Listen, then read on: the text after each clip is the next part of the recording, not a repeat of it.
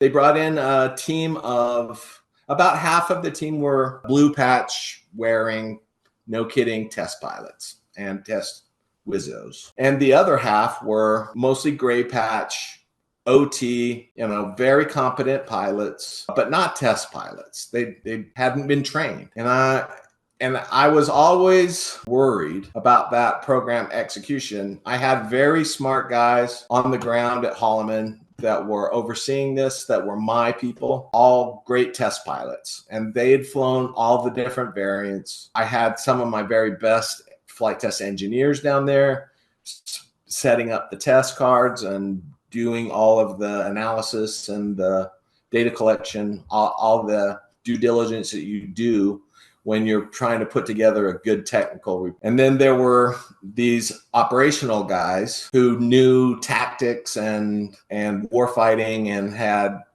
been fighting in Afghanistan and knew how to do close air support. And their insights into the tactics, I think, is what made them valuable to the team. But what we were really doing was doing a flight test. And we were not doing exactly what these other air forces had done. We'd flown the T-6, for instance, as a trainer, but not really as a weapon delivery platform. And the Super Tucanos were being used. We had actually sold them to the Afghan Air Force.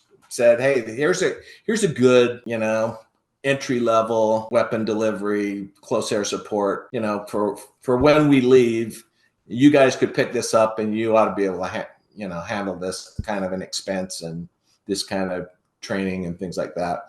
So it's supposed to be a known product, but like we always do, and General Eisenhower, when he puts out his caution in 1961 of what to watch out for, he says, watch out for the military industrial complex. He doesn't say, watch out for the industrial complex. He says, watch out for the military industrial complex. There's two parts.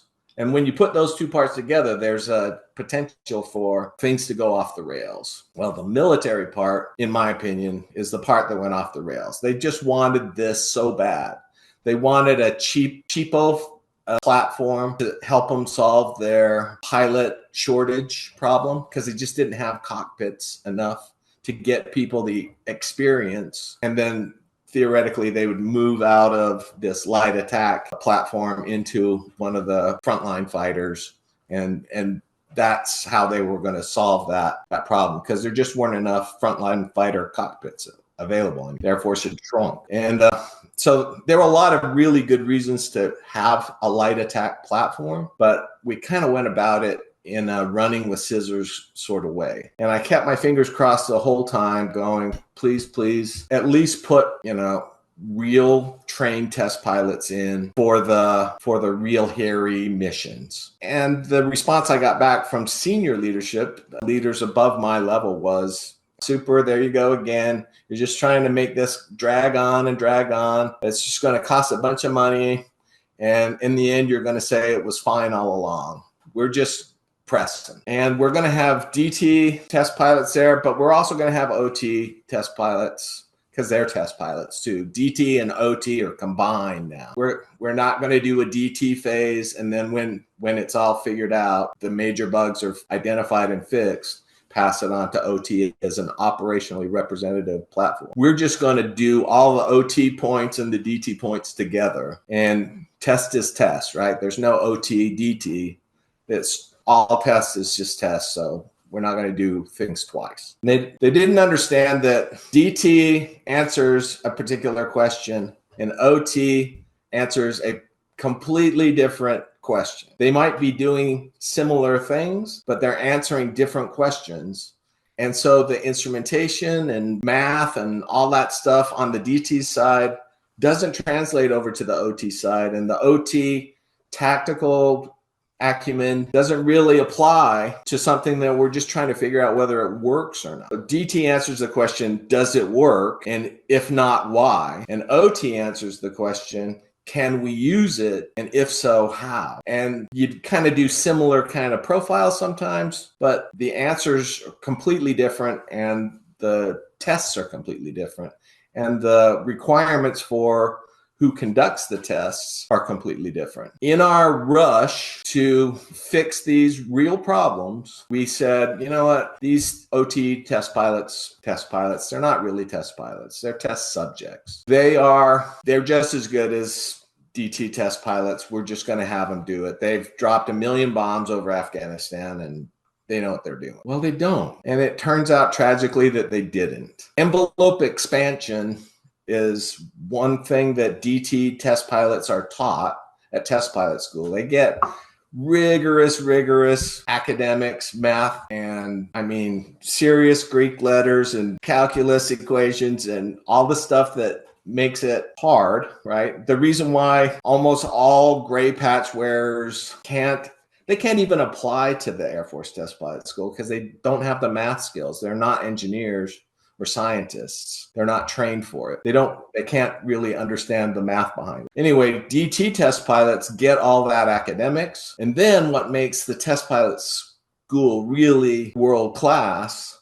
and better than, say, MIT, which teaches all the academics correctly. But the test pilot school then takes the person who's just gotten the academics and puts them in an F-16 and says, and they load it up asymmetrically, for instance. And they go, do you feel that? Do you see what we were talking about when we were talking about moments of inertia and limit cycle oscillations and all of these different technical things? And then they'll put them in inverted spins and they'll teach them the difference between a spin and a accelerated spiral. All of these different things that are important to know. You need to have sort of a muscle memory where you go, I've seen this before. I know exactly what this is. And I know exactly what to do about it. So if you're a blue patch test pilot, you've had all that. You've already demonstrated proficiency and you know the math behind the phenomenon that you're about to do. If you're an OT guy, you have a tactical acumen that maybe the DT guys don't have, but you really don't understand the aerodynamics and all of that to the degree that you need to make a split-second decision when you get into a place where you have no experience, you've never seen this before. DT test pilots are taught all of this and given experience. So when you are in a Super Tucano and you drop a 500-pound weapon, that's a significant amount of mass lost from one side of a not very big airplane with a not very big tail that wasn't designed to fly with all these asymmetric loads, and you're at slow speed, a speed that's never been flown before. What we really ended up doing was we put an OT guy in a position that his leadership had not prepared him. And that's leadership malpractice. Flight testing is dangerous, but at least we prepare you for that danger. And we give you a fighting chance. When you put a